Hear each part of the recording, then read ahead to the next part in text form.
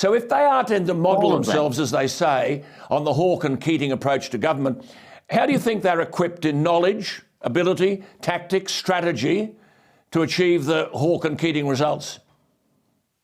Well, the answer in that is in what they've already demonstrated. Those ministers that were there in the shock horror of the Rudd and Gillard years. Now, Jim Chalmers wasn't a minister back then, and I have to say I give him a small tick so far in starting slowly. He's sort of taken himself out of the focus for the first month and has tried to suck up knowledge from Treasury and Reserve Bank. Now, you might say, Alan, and I wouldn't disagree with you, that there's not a lot of knowledge necessarily to be gained from those two. I mean, Treasury, the Treasury and the Reserve Bank, Terry, you and I have discussed this for years. I mean, both of them are wrong more often than they're right. And they've both embraced some of these mantras which are so destructive. The most important, of course, is climate change. Yes, I mean, the Reserve Bank governor was talking about a general pay rise starting with a 3 in it, when he actually opposed public sector price caps and only recently seemed to be urging that they be lifted. What do you make of this 5.1%? Will the government be able to limit the 5.1 to just the very low-paid workers?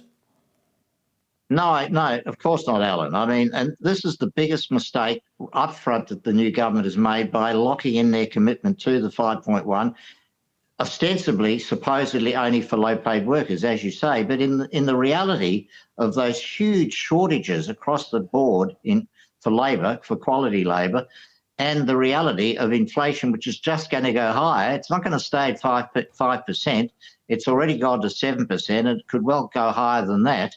To expect workers to voluntarily not chase high wage rises when for the first time in 20 years they've actually got market power because of shortages. Yes. So that's the biggest, they made the mistake of committing to the 5%. And the biggest risk we face is we get a wage price spiral. If we get a wage price spiral, it's terminal for the government, but it's even more terminal for the economy. If we're talking about productivity, how do you get productivity when you can't employ the workforce you need?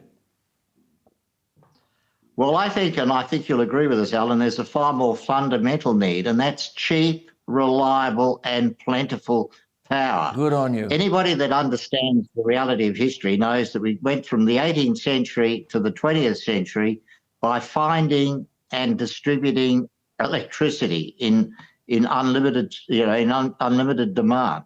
To meet unlimited demand. That's what drives productivity, energy, power, and the availability. So you can't get productivity by just waving a magic wand and saying we want productivity.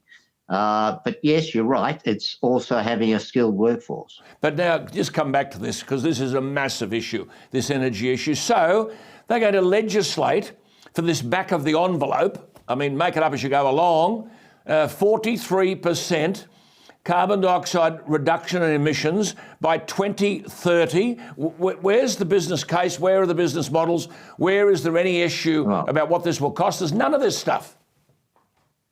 Well, and again, Alan, I don't think many people appreciate that we're not just talking about a 43% reduction in CO2 emissions by the electricity generation industry.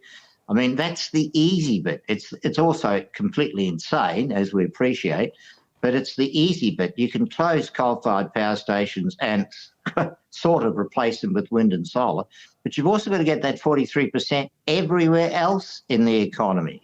And that's the part that really is beyond insanity. Yeah, and everywhere else means everywhere else means agriculture and transport with emissions, and we've seen these protests in the Netherlands overall.